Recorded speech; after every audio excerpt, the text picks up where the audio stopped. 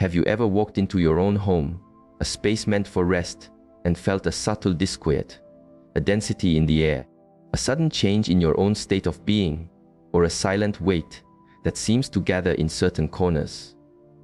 You might tell yourself it is simply fatigue, the day's stress, or your own imagination. But ancient wisdom suggests these feelings are not random. They are perceptions, signals that the very space you inhabit possesses an energy of its own. Consider this perspective. The objects you choose to live with are not merely passive things. They act as resonators, constantly broadcasting frequencies that can either nurture your spirit or invite energies that create confusion. From a space of deep awareness, we find that every item holds a form of memory, an energetic imprint left by its history. If its journey was shaped by distress, anger, or harmful intent, the object may continue to radiate that vibration. This is why a beautiful antique might subtly disturb the harmony of a room. The laws of nature itself reveal this principle. Like vibrations are drawn to each other. In this same way, objects in your environment can attune themselves to unseen fields, drawing in influences that match their own signature. Your home is far more than a physical shelter. It is a field of resonance. The real inquiry becomes, what rhythms is it sending out? And what is answering that call? When we speak of unsettling energies, the mind often conjures dramatic images. But the truth is far more subtle. From a place of quiet observation, we see that the influences attracted to our spaces are not overt monsters. Instead, they are dissonant frequencies drawn to environments where they can feed on a very common source, unresolved human emotion. States of being like persistent fear, anger, or despair generate a potent energetic field. Just as stagnant water attracts certain forms of life, these energies are drawn to homes saturated with inner turmoil and the objects that amplify it. This explains why a house thick with conflict can feel oppressive even in silence, or why a particular family peace may seem to carry a persistent heaviness. These dissonant frequencies often operate unnoticed because they merge with the existing emotional atmosphere. You might believe you are merely in a low mood or feeling anxious for no reason, when in truth, your surroundings are magnifying those feelings and attracting more of the same. The very young, or those who are sensitive, often sense this first. They may experience troubled sleep, sudden uneasiness, or shifts in their disposition, unable to voice the cause. Yet, a powerful truth remains: no influence is permanent. No object or energy is beyond transformation. Once you recognize the subtle forces shaping your space, you can begin to reclaim its harmony through conscious choice, intentional action, and the cultivation of higher awareness. A home can be shifted from a place of disturbance to a sanctuary of light. Let us explore what types of items most often serve as conduits for these unwanted influences, and how you can learn to discern what your belongings may be carrying. The first type of item to consider is one that carries the echoes of hardship.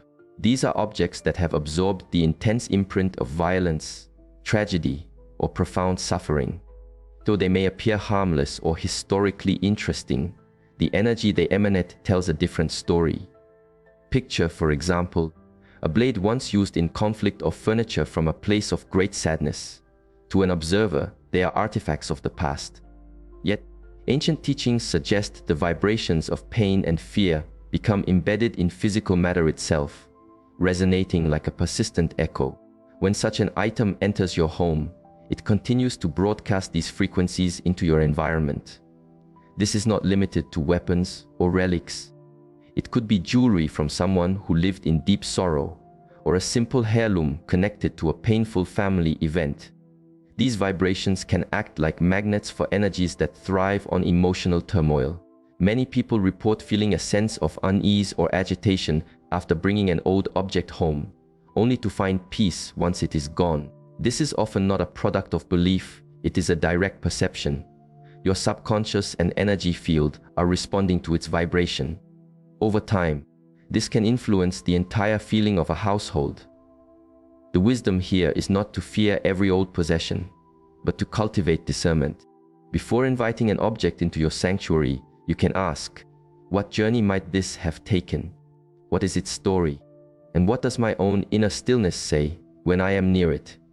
Your intuition often perceives what the eyes cannot see. The second category is what we can call instruments of intention. These are items specifically created or used in practices aimed at channeling lower vibrational forces. Unlike objects that passively absorb the energy of events around them, these were deliberately designed to function as conduits. You can see them as tools or gateways built to connect with realms that may not align with peace and well-being.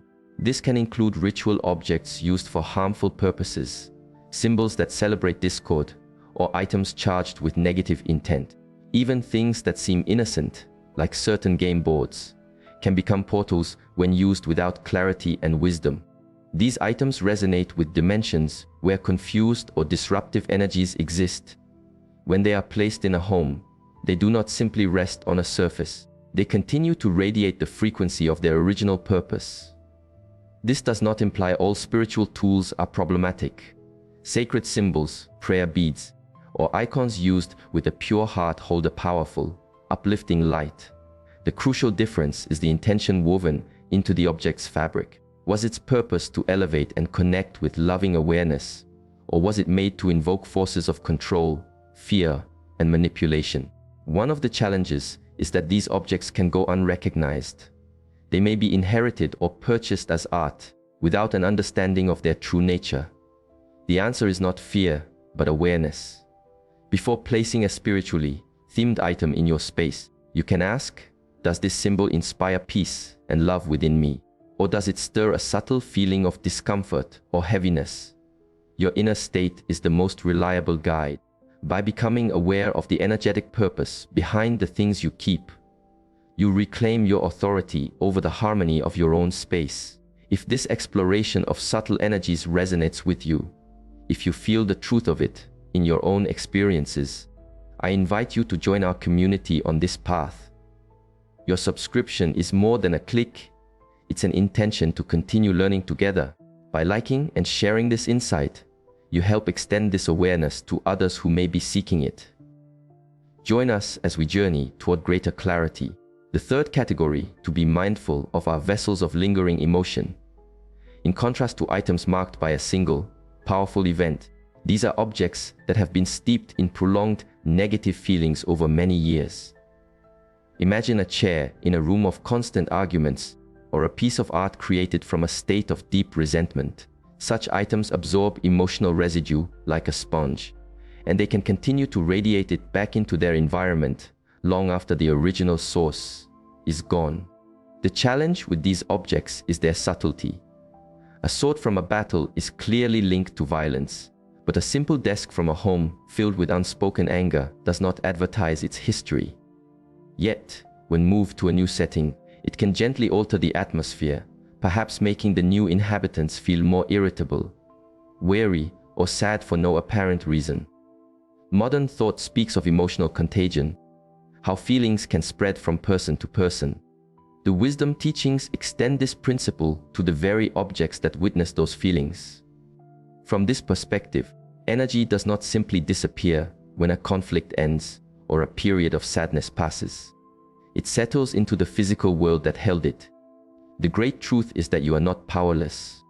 Awareness itself is the first action. Notice how you feel around certain belongings. Do you perceive a sense of irritation or fatigue in their presence? If you do, it may not be your imagination. The item could be carrying a vibration that is out of harmony with peace. The guidance here is direct.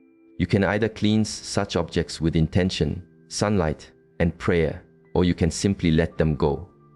In choosing what fills your space, you are also choosing the emotional landscape of your home. A fourth type of object to discern is what might be called a source of spiritual distortion. These items do not always radiate a heavy or negative feeling. Instead, they subtly misalign your inner compass. They may promote ideas, messages, or images that guide you away from compassion, clarity, and inner truth. Ancient wisdom teaches that every idea carries its own frequency, just as physical things do.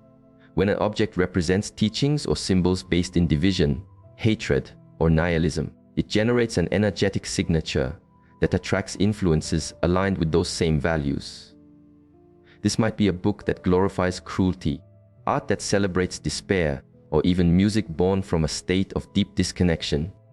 The true danger here is normalization.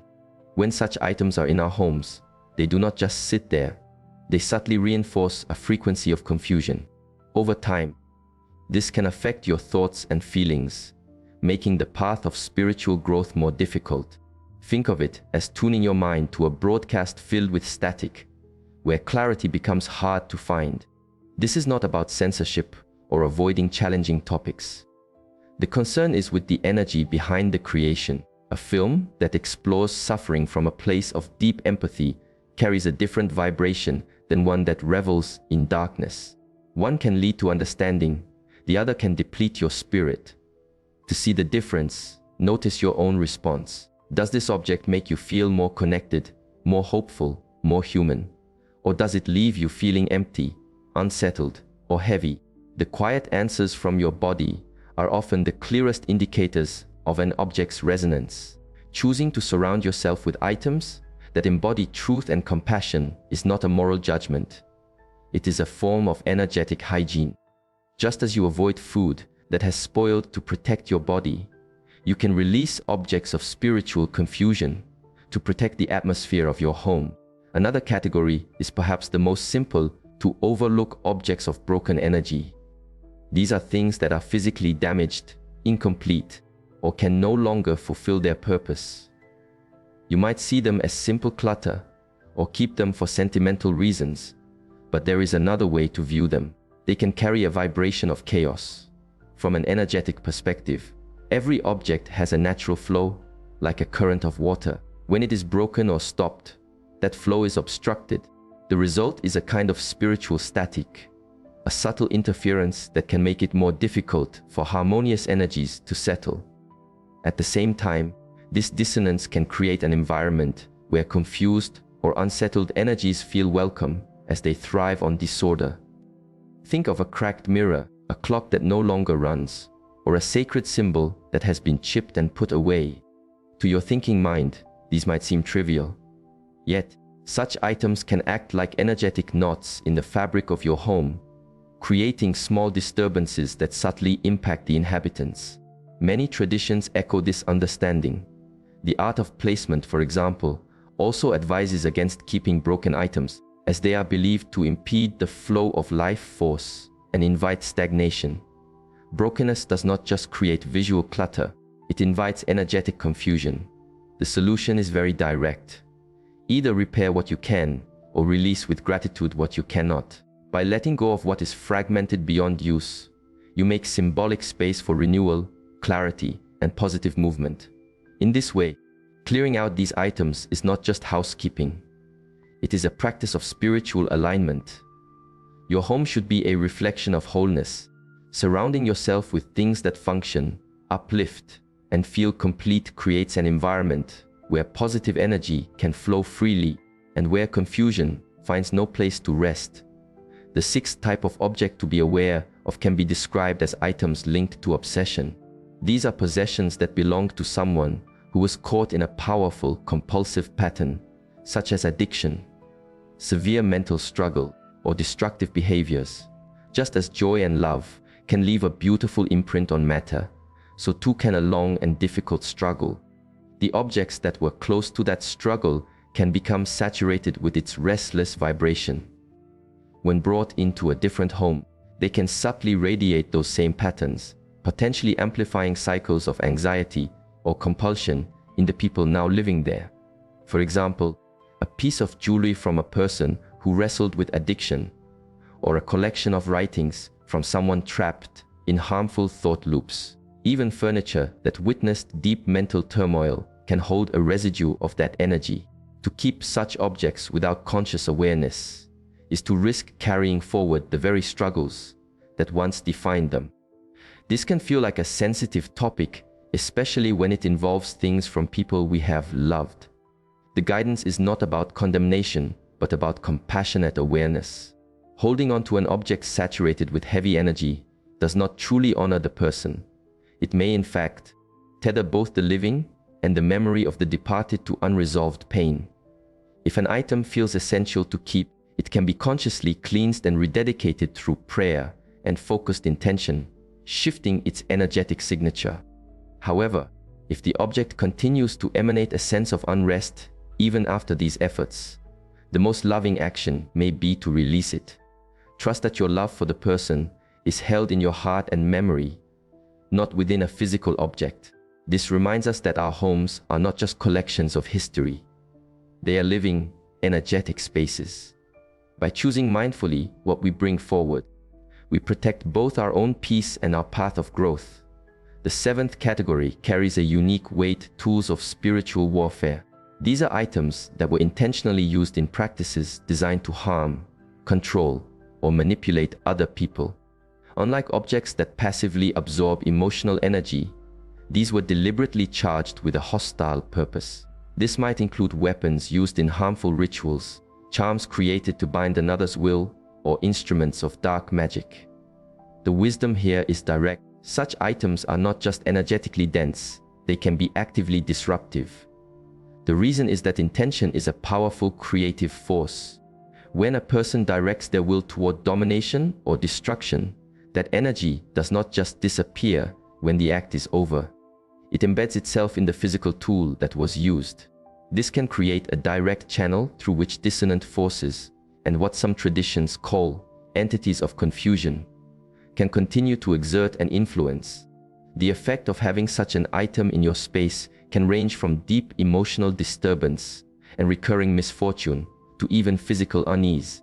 There are many accounts of individuals who unknowingly possessed such objects and experienced inexplicable conflict, setbacks, or a sense of oppression that only lifted once the item was removed. The guidance on this is unwavering. Do not keep objects known to have been used for destructive spiritual ends. If you discover one, the best course is to have it respectfully destroyed or returned to the earth with prayers, severing any connection. By contrast, you should consciously surround yourself with objects dedicated to a higher purpose, symbols of light, compassion, and truth. These create a spiritual shield and invite harmony, ensuring your home remains a sanctuary, not a battleground. The final category is perhaps the most profound: objects of extreme suffering. These are things connected to places or events where immense collective agony or mass trauma took place. This could include fragments from a battlefield, tools used in acts of torture, or artifacts from sites of tragic loss. Such objects, we are taught, absorb not only the physical story, but also the psychic echo of intense pain. They can act like stones that hold a memory, radiating the anguish of the past into the present. The energetic weight of such items is rarely subtle. People who bring them into their homes often speak of a deep heaviness, troubled dreams, or a pervasive sadness they cannot explain. In some instances, the objects seem to saturate their environment, not with a ghostly presence, but with the raw, imprinted energy of overwhelming despair. The ancient counsel is clear: these objects are not meant to be kept as curiosities. To do so is to constantly invite the vibration of suffering into your life. Even if your interest is purely historical, their effect can be destabilizing to both your mind and spirit. Instead, you can honor history in ways that uplift rather than burden, through respectful remembrance, prayer, or art that transforms tragedy into wisdom. By releasing objects of extreme suffering, you create space for healing, both for the souls connected to those events and for yourself. As these warnings show, the soul flourishes in an atmosphere of love, clarity, and light. The objects you choose to have around you will either reinforce that atmosphere or weaken it.